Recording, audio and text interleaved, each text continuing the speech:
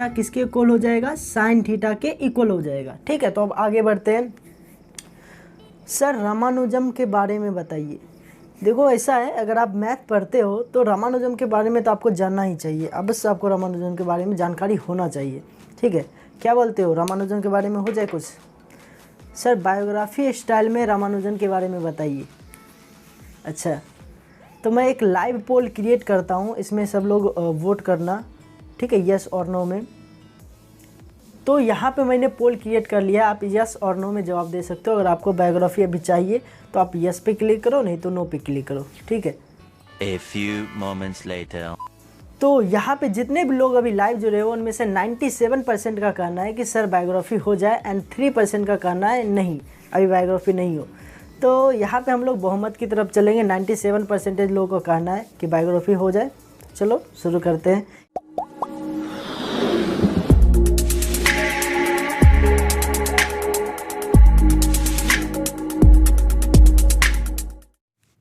तो ये बात है 22 दिसंबर 1887 की, जब तमिलनाडु के एक छोटे से गांव इरोड में एक गरीब परिवार में श्रीनिवास रामानुजन का जन्म हुआ था।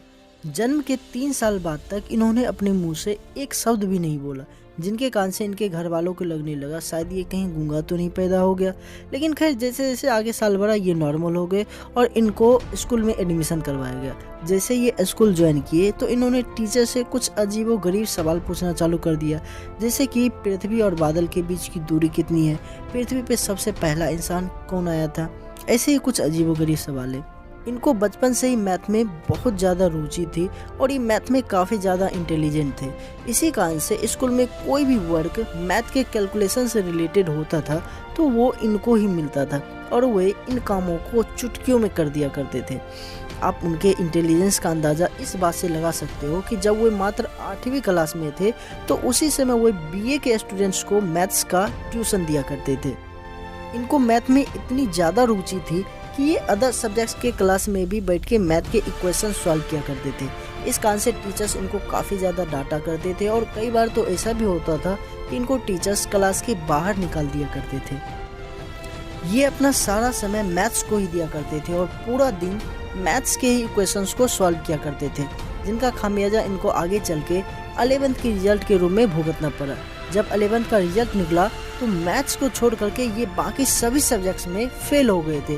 बाद में पता चला कि इनको मैथ्स में 100 में 100 मार्क्स मिले और बाकी सभी सब्जेक्ट्स में फेल हो गए हैं। इसके बाद इन्होंने जैसे तैसे 12th का एग्ज़ाम दिया और उस एग्ज़ाम में भी ये फेल हो गए, जिसके कारण से इन्होंने यहीं पे पढ़ाई छोड़ दी।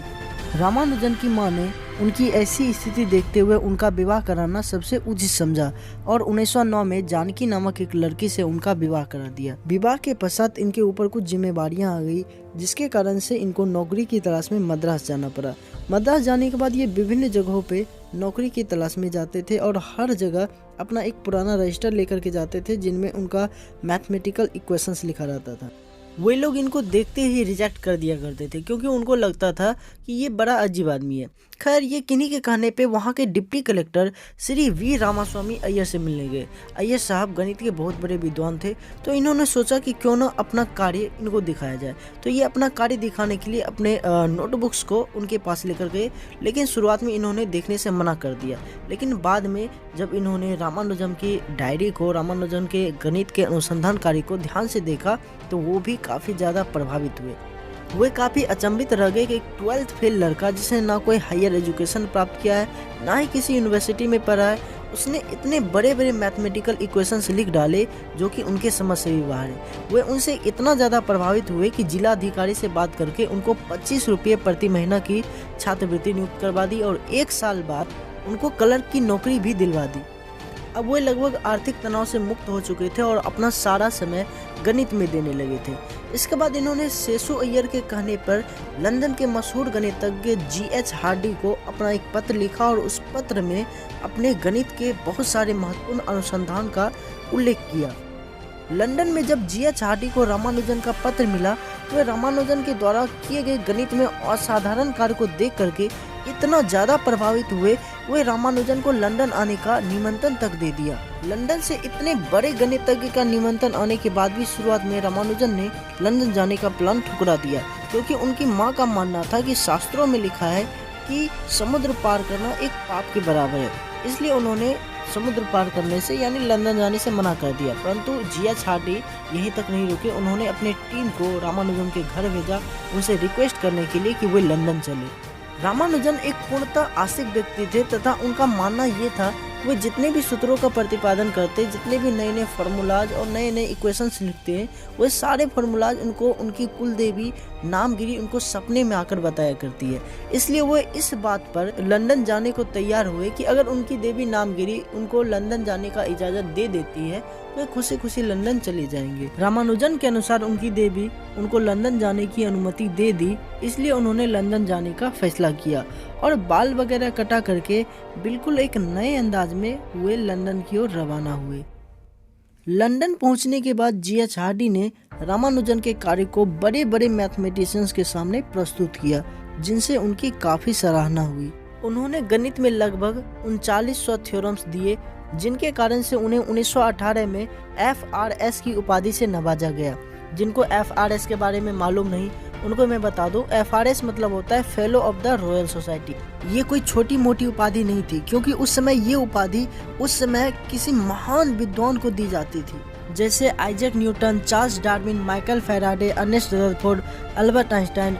उन्हीं में से एक थे हमारे श्रीनिवास रामानुजन। उस समय उनको ये उपाधि मिलना, वो भी तब जब हमारा भारत देश अंग्रेजों का गुलाम था, अपने आप में एक बहुत बड़ी बात थी। लंदन का वातावरण और रहन सहन उनके शरीर के अनुकूल नहीं होने के कारण वे जल्द ही बीमार पड़ गए और उनको ट्यूबरकुलोसिस यानी कि टीबी हो गया। मैथ्स के प्रति इनकी चाहत इतनी थी कि वे हॉस्पिटल के बेड पर लेटे लेटे भी मैथ्स के फॉर्मूला लिखा करते थे। जब वहाँ के नर्स के द्वारा इनको ये सब काम करने से मना किया जाता था, तो हॉस्पिटल के बाथरूम में जाकर के घंटों बैठ करके वहाँ मैथ्स के फॉर्मूला लिखा करते थे। ये सब बातें ये बयां करती है कि मैथ उनके लिए कितना मायने रखता था। अब जैसे जैसे समय बीतता गया, रामानुजन की तबीयत और भी ज्यादा बिगड़ते चली गई, इसलिए उन्होंने इंडिया वापस लौटने का फैसला किया। इंडिया वापस लौटने के बाद भी इनके तबीयत में सुधार नहीं आया, ये और भी ज्यादा सीरियस हो गए। क्योंकि उस समय टीबी का कोई ठोस उपचार नहीं था, इसलिए उनका कोई बेहतर इलाज नहीं हो पाया। तबीयत इतनी ज्यादा क्रिटिकल होने के बावजूद भी ये मैथ के कैलकुलेशंस में लगे रहते थे, जिसके कारण से इनका तबीयत धीरे धीरे और ज्यादा बिगड़ने लगा।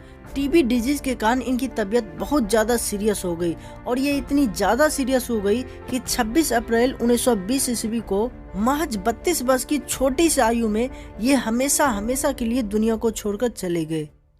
इन्होंने अपने आखिरी समय में मॉक थीटा फंक्शन नाम का थ्योरम दिया था, जिनको दशकों बाद वैज्ञानिक प्रूव कर पाए। आज भी रामानुजन के बहुत सारे ऐसे फॉर्मूलाज और थ्योरम्स हैं जिनको वैज्ञानिक आज तक समझ नहीं पाए हैं। तो ये थी रामानुजन के जीवन से जुड़ी कुछ अनोखी बातें। आई होप आप लोगों को पसंद आया होगा।